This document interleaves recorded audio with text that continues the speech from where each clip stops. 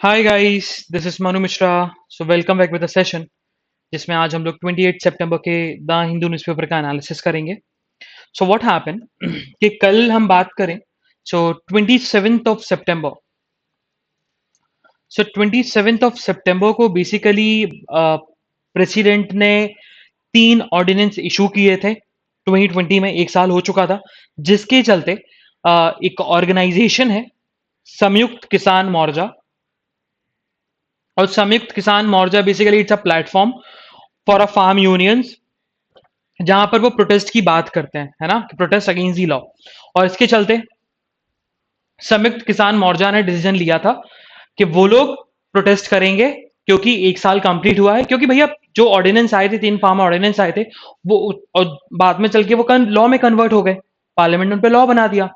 इसी के चलते इन लोगों ने डिसीजन लिया था कि हम लोग भारत बंद करेंगे, और majority of the opposition party की तरफ से इस भारत बंद को लेकर बहुत ज्यादा सपोर्ट भी मिला, जिसके चलते बहुत सारे स्टेट्स में रोड, रेल, ट्रैफिक, ये सारी चीजें, इन सारी चीजों पे इंपैक्ट पड़ा। Okay, moving further. So what happen कि लेबर एंड एम्प्लॉयमेंट मिनिस्ट्री एक सर्वे कराती है। Survey all India quarterly established, ठीक है, it's about the employment survey. Okay, employment survey. और ये सर्वे बताया गया कि हमने 2013 से 2014 को बेस ईयर लिया, है ना। क्योंकि जब हम ये बात को सर्वे की बात करते हैं या फिजिकल पॉलिसी की बात करते हैं, तो हम लोग बेसिकली फिजिकल ईयर लेते हैं। 13 से 14 हमने बेस ईयर लिया, और उससे हमें पता लगा कि 2013 से 14 में अगर there are 100 people, let's assume कि 100 पीपल अगर एम्प्लॉयड थे इंडिया में, तो तो in the year till the year of 2020 2021 129 लोग एम्प्लॉयड हुए हैं। मतलब 29% का इंक्रीमेंट आया है एम्प्लॉयमेंट में। ये रिपोर्ट में पता लगा। लेकिन फिर बाद में ये रिपोर्ट में ये भी बताया गया कि जब हम बात करते हैं आपके बिकॉज ऑफ द पैंडेमिक, तो पैंडेमिक से 27% जो लोग हैं, एम्प्लॉयज हैं, उनको रिट्रेंच किया गया। मतलब उनको ले ऑफ कर दिया गया, उनको ले ऑफ कर दिया गया। सो बस यही बताया गया, गवर्नमेंट की तरफ से यही स्टेटमेंट था। उन्होंने ये बताया गया कि और बेसिकली सर्वे किया गया ना, तो इस सेक्टर की बेसिस पे किया गया कि भैया कौन सा सेक्टर ज्यादा प्रोग्रेस कर रहा है। तो वही बताया गया कि भाई आईटी सेक्टर जो है, आईटी सेक्टर ने 152% से ग्रोथ किया, हेल्थ सेक्टर ने 77% से ग्रोथ किया, ट्रांसपोर्ट ने 68% से, फाइनेंशियल सर्विसेज ने 48% से। ये चीज बताई गई। ओके, और इस सर्वे में मैन्युफैक्चरिंग सेक्टर्स के ज्यादा फर्म्स थे। Okay, moving further. सो अच्छा, ये दोनों न्यूज जो है ना, it's about the prime minister launches health ID for every citizen, and it's about right to government aid, not a fundamental right. ये अपन आगे चलकर डिस्कस करने वाले हैं और द नेशनल न्यूज, क्योंकि नेशनल न्यूज में ज्यादा एक्सपेंड तरीके से समझाया गया है, तो अपन उसको उसमें डिटेल में डिस्कस करेंगे। Okay, moving further.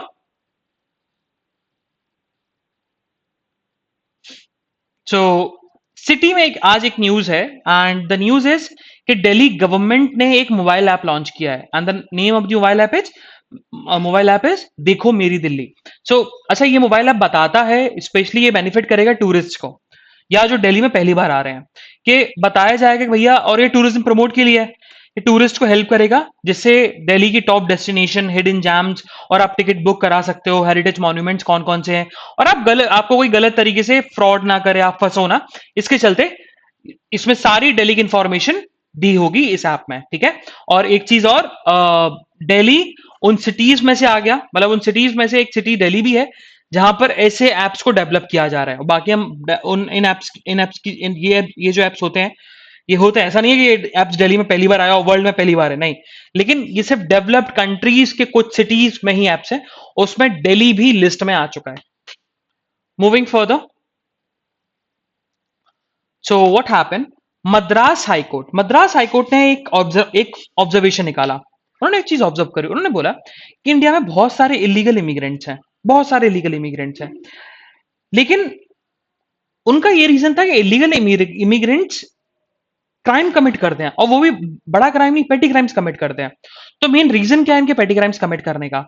तो मद्रास हाईकोर्ट ने ऑब्जर्व किया और यह बताया कि जो इलीगल इमिग्रेंट्स इंडिया में आ जाते हैं, उसके बाद वो क्राइम कमिट करते हैं, जिसके चलते वो इंडिया में ही रहते हैं। और जब कुछ साल वो इंडिया में रहने लगते हैं, क्योंकि अगर मान के चलो आप यूएस गए, ठीक है, और आपको ऐसा लगता है कि भैया यूएस में मुझे रहना है, लेकिन आप इलीगल इमिग्रेंट हो, यूएस में आपको रहना है, तो आप यूएस में चोरी कर लो या यूएस में आप पेटी क्राइम कर लो, तो आपको जेल भेजा जाएगा, जिसकी सजा 1 या 2 साल है। अब ये कि 1 या 2 साल तो आप यूएस में रहोगे ना, और फिर यूएस गवर्नमेंट आपको रिलीज करेगी, है ना, रिलीज करेगी, तो भाई आप 1 या 2 साल तो यूएस में रह लिए। और यही जो इलीगल इमिग्रेंट्स हैं वही इंडिया में करते हैं। वो इलीगल इमिग्रेंट्स इंडिया में आते हैं, पेटी क्राइम्स करते हैं, जेल में रहते हैं, जिसके चलते हम उनको वापस नहीं भेज सकते, हम उनको वापस नहीं भेज पाते। जिसके चलते मद्रास हाईकोर्ट ने यूनियन होम मिनिस्ट्री को डायरेक्शन दिया है कि भैया आपके पास 3 महीने का टाइम है, 3 महीने के अंदर अंदर आप एक एप्रोप्रिएट लॉस को फ्रेम करिए और बताइए कि कैसे हम इन इलीगल इमिग्रेंट्स को रोकें, प्रिवेंट कर सकें फ्रॉम कमिटिंग पेटी crimes. Moving further, so again on the state page, so what happened, तो एनरिका लेक्सिया केस तो पूरी तरह से क्लोज हो चुका है। इटली गवर्नमेंट ने भी कंपनसेशन दे दिया है ना। अब हुआ क्या कि कंपनसेशन जिसको मिला है वो है owner of the ship Saint Antony, India की जो शिप थी, उसके शिप के ओनर को मिला है कंपनसेशन। लेकिन शिप में जो क्रू थे, क्रू भी कंपनसेशन मांग रहे हैं कि भैया आपने जो शिप के ओनर को जो 2 करोड़ रुपए का कंपनसेशन दिया है ना, तो हमारा भी उसमें हक बनता है, हम भी अफेक्टेड पार्टी है, हमको भी मेंटल एग्नी हुई है, तो भैया हमें भी आप कंपनसेशन दे दो। और इसी चीज को लेकर कल होनी थी, कल कल बेसिकली कल सुप्रीम कोर्ट ने बुलाया था, बट जो ओनर है सेंट एंटनी, जिनको कंपनसेशन मिला है, सेंट एंटनी शिप का ओनर है, उन्होंने बोला है कि वी नीड सम टाइम, क्योंकि हम बाहर हैं और हमें थोड़ा समय चाहिए। इसी के चलते सुप्रीम कोर्ट से उन्होंने समय मांगा है कि हम अभी प्रोसीडिंग्स के लिए नहीं आ सकते।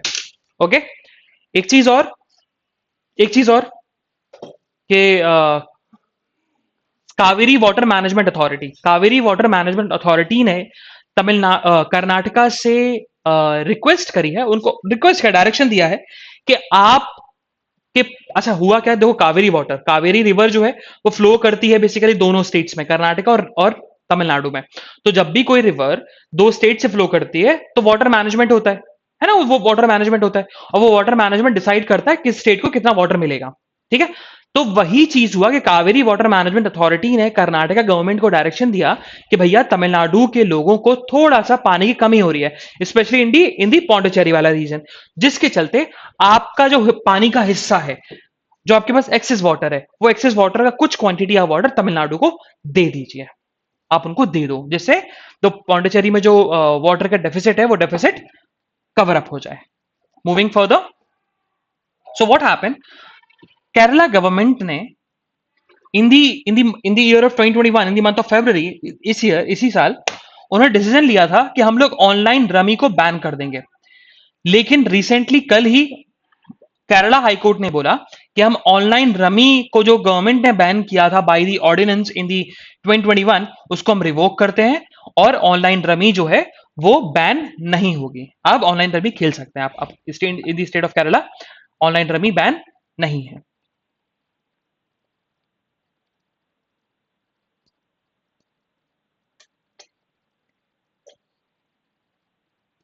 ऑन द एडिटोरियल पेज, तो आज हमारे लिए 4 एडिटोरियल इंपॉर्टेंट है।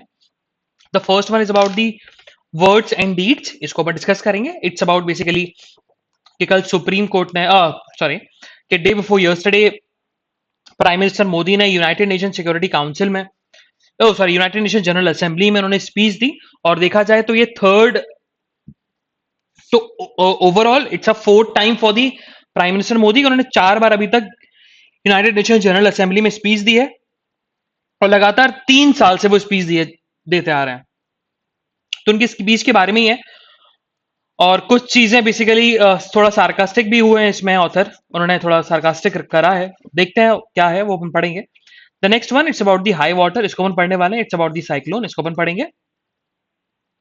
Next editorial it's about the managing regional diversity, तो ये बताया गया कि भैया जो नेशनल इंस्टीट्यूट रैंकिंग फ्रेमवर्क में आप जो पैरामीटर लेते हो, आप इंस्टीट्यूशन को रैंकिंग देते हो, तो भैया इंस्टीट्यूशन को रैंकिंग देते हो तो किसी पैरामीटर के बेसिस पे देते होगे, है ना।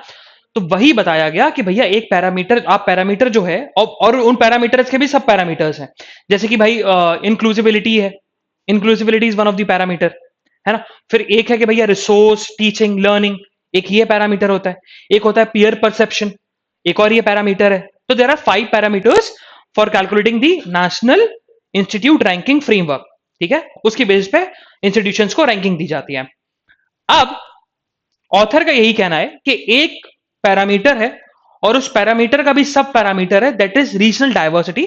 रीजनल डाइवर्सिटी सही तरीके से कैलकुलेट नहीं की जाती, तो वो चीज अपन डिस्कस करेंगे। And the next one, it's about PM Kusum. तो PM Kusum it's an scheme जो गवर्नमेंट ने लॉन्च करी थी कि फार्मर्स को सोलर एनर्जी पे काम करना चाहिए फॉर द इरिगेशन पर्पस के लिए, फॉर द एग्रीकल्चर पर्पस के लिए, जिससे हम सब्सिडीज बचा सकें और इलेक्ट्रिसिटी को भी हम बचा सकें, और हम रिन्यूएबल एनर्जी पे वर्क करेंगे। उस चीज को लेकर है, तो उसको अपन डिस्कस करेंगे कि वो फेलियर क्यों है। So first we'll move to the तुम्हारा first editorial, that's about the words and deeds. अच्छा, ये एडिटोरियल जो है वो एडिटोरियल लिखा गया कि प्राइम मिनिस्टर मोदी ने on 26 September United nation general assembly में बेसिकली उन्होंने स्पीच दी।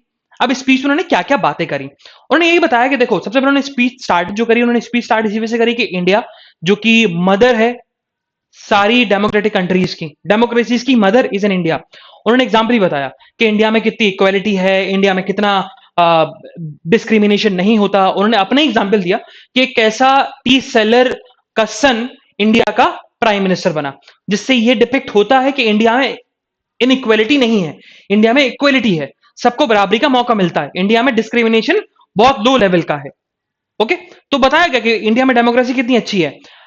अब उन्होंने आगे आगे भी चीज डिस्कस करी, उन्होंने बिना नाम लिए, मतलब उन्होंने बिना पाकिस्तान और चाइना का नाम लेते हुए उन्होंने टेररिज्म को बेसिकली काउंटर किया। उन्होंने यही बोला कि भैया अफगानिस्तान को टेरर हेवन नेशन नहीं बनाना है, उसकी जमीन जो है, अफगानिस्तान की जमीन जो है, जमीन टेररिज्म के लिए यूज नहीं किया जाए, ना ही अदर नेशन करे। तो अदर नेशन वो टारगेट कर रहे थे बेसिकली पाकिस्तान और चाइना को।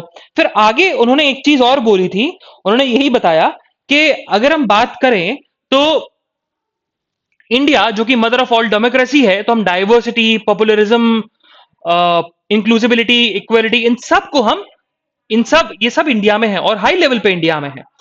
उन्होंने फिर अपना एग्जाम्पल भी दिया, लेकिन ऑथर ने यही बोला कि आप एनजीओज को फंडिंग रोक देते हो, आप फार्मर्स की बात नहीं सुन रहे, आप जर्नलिस्ट पर सर्विलेंस रख रहे हो, और आप बात कर रहे हो यूनाइटेड नेशन जनरल असेंबली में कि इंडिया में इक्वालिटी है, हम डिस्क्रिमिनेशन नहीं करते, हमारी सरकार बहुत अच्छी है। और एक चीज उन्होंने, एक गलती उन्होंने, मोदी जी ने ये करी है इस स्पीच में, कि उन्होंने यही बताया कि भाई जो ये सारी चीजें जो आई है ना, कि सब लोगों के बैंक अकाउंट्स खुल गए, ये सारी चीजें, इंडिया जो डेवलप हुआ वो सिर्फ इन 7 सालों में हुआ। तो उन्होंने ये चीज बताई कि इन 7 सालों हमारी सरकार ने ही डेवलपमेंट किया। तो इसका ये डिपिक्शन था कि लास्ट में जो, मतलब पहले सरकार रही है, उन्होंने कुछ काम नहीं किया, जिसके चलते अपोजिशन भी आउटरीच है, अपोजिशन भी थोड़ा गुस्सा है कि भैया आप ऐसा कैसे बोल के आ गए इंटरनेशनल पोडियम पर। और फिर लास्ट में ऑथर ने यही लिखा है कि आपको, आप बोल के तो आ गए यूनाइटेड नेशन जनरल असेंबली में कि India is the mother of all democracies, लेकिन अब पहले आप इंडिया के ग्राउंड लेवल पर वर्क करो, डेमोक्रेसी को स्ट्रेंथन तो करो। लेकिन आप इंडिया में यहाँ पर जर्नलिज्म की, जर्नलिस्ट के ऊपर आप सर्वे रखवा रहे हो, सर्वेलेंस रखवा रहे हो, वो भी इलीगल तरीके से। आप मीडिया को इंडिपेंडेंस नहीं दे रहे। ये सारी चीजें ऑथर ने बताई। Moving further, the next editorial it's about the high water. तो हाई वाटर जो है, ये बेसिकली बताया गया कि अभी एक साइक्लोन आया, साइक्लोन गुलाब। अब ये साइक्लोन गुलाब जो है, ये सदर्न उड़ीसा, कुछ सदर्न उड़ीसा और नॉर्दर्न आंध्र प्रदेश के कोस्ट में अफेक्ट हुआ। लेकिन वही अगर कंपेयर किया जाए साइक्लोन यास से या साइक्लोन एम्फान से, तो कंपैरेटिवली कम कम लेवल का ये ट्रॉपिकल साइक्लोन था। और ऑथर ने कुछ रीजन बताए कि भैया देखा जाए तो जो नॉर्दर्न इंडियन ओशन है, अब नॉर्दर्न इंडियन ओशन मतलब Arabian Sea on the western side, India के वेस्टर्न साइड, और Bay of Bengal on the India के ईस्टर्न साइड। तो बे ऑफ बंगाल और अरेबियन सी ये इंडियन ओशन के पार्ट है, तो ये नॉर्दर्न इंडियन ओशन है। तो बताया गया कि northern Indian ocean it's not very vulnerable for the tropical cyclone. ऐसा नहीं है, वर्ल्ड में जितने भी ट्रॉपिकल साइक्लोन्स होते हैं ना, उनका 7% टोटल का, अगर 100 साइक्लोन्स हो रहे हैं एक साल में 100 साइक्लोन्स हो रहे हैं, ट्रॉपिकल साइक्लोन्स हो रहे हैं पूरे वर्ल्ड में, उसमें 7% ऑफ दी साइक्लोन सिर्फ इन रीजन में होते हैं। लेकिन तब भी सबसे ज्यादा अफेक्ट पब्लिक पर, आपकी प्रॉपर्टी पर डैमेज इस रीजन में होता है, इंडिया वाले रीजन में होता है।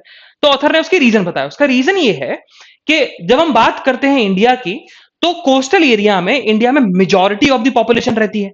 चेन्नई हो गया, मुंबई हो गया, जिसके चलते ज्यादा लोगों के ऊपर इंपैक्ट पहुंचता है। और एक और रीजन है कि कोस्टल एरिया में जो इंडियन कोस्टल रीजन में जो सिटीज एंड टाउन्स बने हुए हैं, वहां पर थोड़ी सी बारिश होने पर भी टाउन्स फ्लडेड हो जाते हैं, जिससे प्रॉपर्टी को डैमेज ज्यादा पहुंचता है। तो ये ऑथर ने बताया, because of these two reasons, अगर छोटा मोटा साइक्लोन भी अगर आता है ना इंडिया के किसी रीजन पर, तो वो ज्यादा इंपैक्ट पहुंचाता है। और फिर ऑथर ने ये बताया कि देखा जाए तो हम लोग, अगर हमने हमने ऑब्जर्व किया होगा कि हम लोग देखते हैं कि भाई उड़ीसा और आंध्र प्रदेश में बहुत साइक्लोन आता है, लेकिन उड़ीसा और Andhra Pradesh on the eastern side, और देखा जाए तो वेस्टर्न साइड ज्यादा वल्नरेबल है फॉर दी साइक्लोन्स के लिए। वहां से ज्यादा साइक्लोन्स आने के ज्यादा चांसेस होते हैं। बट ईस्टर्न साइड में साइक्लोन ज्यादा डिजास्टरस होता है। रीजन बीइंग क्योंकि यहां से फोर्स को रोकने के लिए, क्योंकि साइक्लोन में फोर्स होता है ना, हाई प्रेशर, लो प्रेशर बनता है सेंटर पर, और हाई प्रेशर उसके आसपास बनता है। एपी सेंटर पे लो प्रेशर होता है, बट उसके आसपास जो है, क्योंकि रोटेशन मूवमेंट पे ट्रॉपिकल साइक्लोन मूव करता है। ओके, तो उसको रोकने के लिए वहां पर लैंड्स हैं, जैसे पाकिस्तान है, अफगानिस्तान है, सॉरी पाकिस्तान है, ईरान है, तो ये सारे नेशन थोड़ा सा ट्रॉपिकल साइक्लोन की वेव्स, विंड्स को थोड़ा सा रोक देते हैं। लेकिन वहीं हम बात करते हैं आपके ईस्टर्न साइड, तो ईस्टर्न साइड्स में छोटे छोटे नेशंस हैं, छोटे छोटे लैंड्स हैं, तो वो रोक नहीं पाते। ओके, वही चीज पर ऑथर ने बताया कि अगर हम बात करें तो गवर्नमेंट को कुछ स्टेप्स लेने चाहिए कि जो प्रॉपर्टी को डैमेज पहुंचता है because of this natural disasters, वो कम पहुंचे। इंश्योरेंस देना चाहिए सबसे पहली बात, है ना, इंश्योरेंस में सबको कवर करो। और अभी हम देखा जाए तो अभी हम लोग कोविड-19 से रिकवर कर रहे हैं, और कोविड-19 की रिकवरी के समय ये नेचुरल डिजास्टर आ गया। तो सबसे अच्छा तरीका है कि आप इंश्योरेंस में इन सारे लोगों को कवर करिए, उनकी प्रॉपर्टी को इंश्योरेंस में कवर करिए, जिससे जो भी उनको डैमेज पहुंचेगा तो उनकी लाइफ पे इंपैक्ट ना पड़े, उनके बिजनेस पे इंपैक्ट ना पड़े। ठीक है, तो one of the main reason poverty का ये भी है कि because of this natural disaster लोग लोग गरीब हो रहे हैं। Moving further, so the next editorial it's about the measuring regional diversity. अच्छा है क्या? अच्छा, अपने थोड़ा सा इसका ओवरव्यू तो कवर किया कि भैया रीजनल डाइवर्सिटी इज अ सब पैरामीटर फॉर इंक्लूसिबिलिटी, है ना, इंक्लूसिबिलिटी का एक सब पैरामीटर है। और उसी को लेकर उन्होंने बेसिकली ऑथर ने क्वेश्चन रेज किया कि भैया NIRF national institute ranking framework जो है, जो रैंकिंग देती है, वो गलत तरीके से रीजनल डाइवर्सिटी को कैलकुलेट करती है। अब रीजनल डाइवर्सिटी कैसे कैलकुलेट होता है इंडिया में, वो बताया जाएगा। तो ऑथर ने सबसे पहले एक्सप्लेन किया कि अभी कैसे किया जाता है।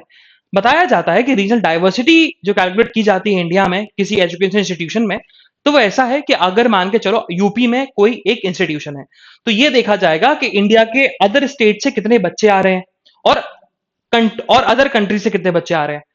तो इसका मतलब यूपी में अगर कोई कॉलेज है, कोई इंस्टीट्यूशन है, तो excluding the students of the UP जितने भी बच्चे हैं, तो वो रीजनल डाइवर्सिटी बताएगा, और वैसे ही कैलकुलेट किया जाता है। लेकिन ऑथर ने क्वेश्चन रेज किया, ऑथर ने बोला कि ये रीजनल डाइवर्सिटी कैलकुलेट करने का सही तरीका नहीं है। अब क्यों? तो ऑथर ने बताया कि देखो, मान के चलते हैं कोई इंस्टीट्यूट है जो कि दिल्ली में स्टैब्लिश है, और उधर टोटल 100 बच्चे हैं, है ना, जिसमें से एक बच्चा दिल्ली का है और 99 बच्चे किसी अदर स्टेट्स के हैं। तो देखा जाए तो रीजनल डाइवर्सिटी 99% है उस इंस्टीट्यूशन में।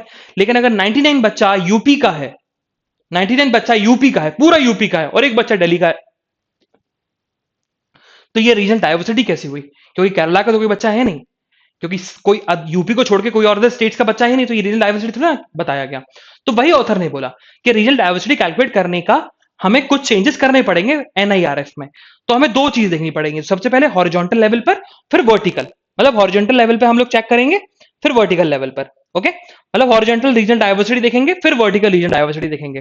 तब हॉरिजॉन्टल रीजनल डाइवर्सिटी कैसे? तो बड़ा आसान है, आपको बस ये हॉरिजॉन्टल रीजनल डाइवर्सिटी का मतलब है कि एक इंस्टीट्यूट है, उस इंस्टीट्यूट में कितने स्टेट से बच्चे आए हैं, ये है हॉरिजॉन्टल रीजनल डाइवर्सिटी, कितने स्टेट से बच्चे आए हैं।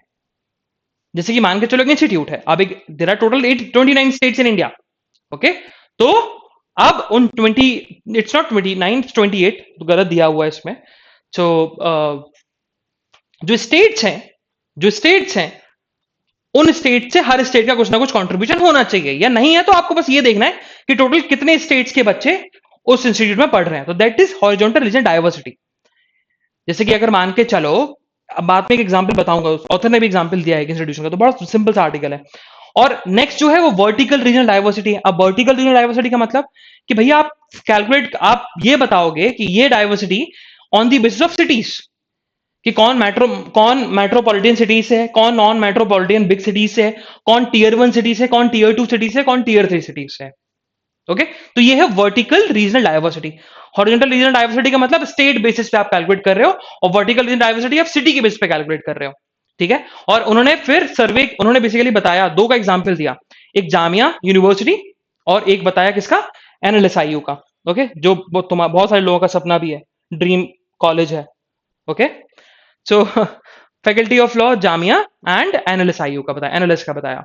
तो वही बताया गया कि जामिया यूनिवर्सिटी में देखा जाए तो वहां पर हॉरिजॉन्टल रीजनल डाइवर्सिटी कम है ना, लेकिन वहीं वर्टिकल रीजनल डाइवर्सिटी ज्यादा है, क्योंकि वहां पर टीयर 3 टीयर 2 का बच्चा ज्यादा पढ़ता है, गांव का बच्चा ज्यादा है, स्मॉल टाउन का बच्चा ज्यादा है जामिया यूनिवर्सिटी में, फैकल्टी ऑफ लॉ उस कॉलेज में। लेकिन वही हम एनालिस्ट की बात करें तो एनालिस्ट में हॉरिजॉन्टल रीजनल डाइवर्सिटी कम, हॉरिजॉन्टल रीजन डाइवर्सिटी ज्यादा है, लेकिन वर्टिकल रीजन डाइवर्सिटी कम है, क्योंकि वहां पर मेट्रोपॉलिटन नॉन मेट्रोपॉलिटन का बच्चा ज्यादा पड़ता है। तो यही ऑथर ने बताया कि हमें एनआरआईएफ में अगर रीजन डाइवर्सिटी दिखानी है तो हमें ये फॉर्मूला लेके चलना चाहिए, horizontal region diversity and vertical region diversity. Moving further, so towards the next editorial that is about the PM Kusum. इसमें बस एक चीज याद करने की है, एक चीज समझने की है कि पीएम कुसुम है क्या। ठीक है, तो PM Kusum it's an scheme which is floated by the prime minister Modi government.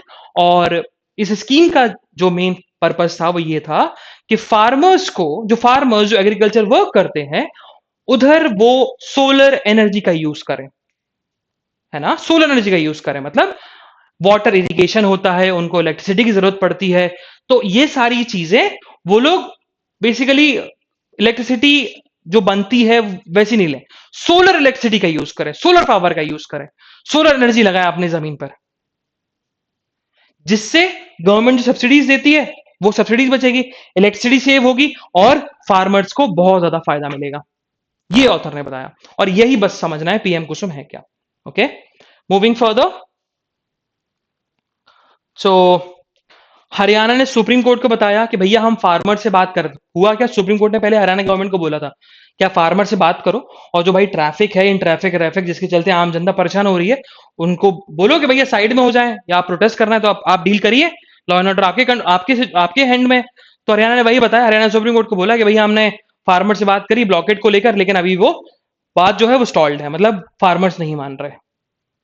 Moving further, तो भैया प्राइम मिनिस्टर मोदी ने सेंट्रल विस्टा प्रोजेक्ट में सरप्राइज विजिट किया, जो इंफ्रास्ट्रक्चर प्रोजेक्ट चल रहा है।